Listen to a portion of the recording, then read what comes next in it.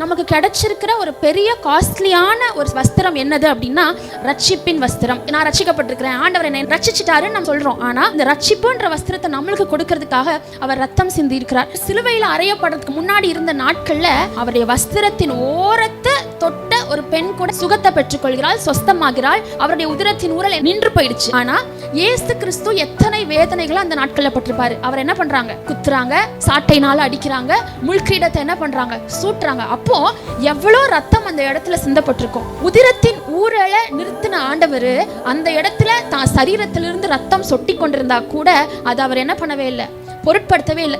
எந்த வஸ்திரத்திலிருந்து வல்லமை புறப்பட்டுச்சோ அந்த வஸ்திரம் பங்கு போடப்பட்டுச்சு. எந்த வஸ்திரத்தின் மூலமா ஆண்டவர் ரத்தத்தை நிறுத்தினாரோ அதே வஸ்திரம் அவர் அணிந்திருக்கும் போது அவருடைய சரீரத்திலிருந்து என்ன சொட்டி கொண்டிருந்தது? ரத்தம் சொட்டி கொண்டிருந்துச்சு. அப்ப நம்ம பார்க்கும்போது மற்றவங்க எல்லாத்துக்கும் செய்யறாரு, ஆனா நமக்கு ரட்சிப்பின் வஸ்திரத்தை அவர் கொடுக்கணுங்கிறதுக்காக தான் சரீரத்திலிருந்து ரத்தம் சொட்டப்பட்டதை அவர் பொருட்டாக எண்ணவில்லை. நாம பரலோக ராஜ்யத்திற்காக அலங்கரிக்கப்பட்டவர்களா இருக்கணும் அப்படிங்கிறதுக்காக தன்னுடைய அலங்காரத்தை அவர் என்ன பண்ணி போனார்? இழந்து போனார். அதான் நான் ஆரம்பத்தில் நான் தொடங்கும் போது சொன்னேன், நம்மளுக்கு கிடைச்சதுலேயே ரொம்ப காஸ்ட்லியான அவுட்ஃபிட் என்னதுன்னா ரட்சிப்பு அப்படின்ற வஸ்திரம்.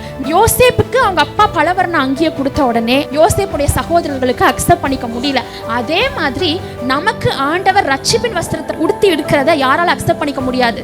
பிசாசால அக்செப்ட் பண்ணிக்க முடியாது. நம்மளுக்கு டெம்டேஷன்ஸை கொண்டு வரா, நம்ம வாழ்க்கையில பாடுகளை கொண்டு வரா, நம்ம வாழ்க்கையில பிரச்சனைகளை கொண்டு வரா. எப்படியாவது நம்ம ரட்சிப்பை எழுந்து போயிட மாட்டோமா, எப்படியாவது நம்ம பாவத்திற்கு நேராய் போயிட மாட்டோமா சொல்லி பிசாசு காத்து கொண்டிருக்கிற இந்த நாட்கள்ல நாம ஒரு காரியத்துல நினைவு கொள்ளணும், என்னோட ரட்சிப்பு ரொம்ப காஸ்ட்லியானது. இந்த காஸ்ட்லியான ரட்சிப்பை என்னோட சுயநலத்தின் மூலமோ என்னோட தவறுகள் மூலமோ நான் என்ன பண்ணிடக்கூடாது, என்னோட ரட்சிப்பை நான் எழுந்து போயிடக்கூடாதுன்னு சொல்லி நம்ம ஒவ்வொரு நாளும் என்ன பண்ணிட்டே இருக்கணும்? முயற்சி எடுத்துக்கொண்டே இருக்கணும்.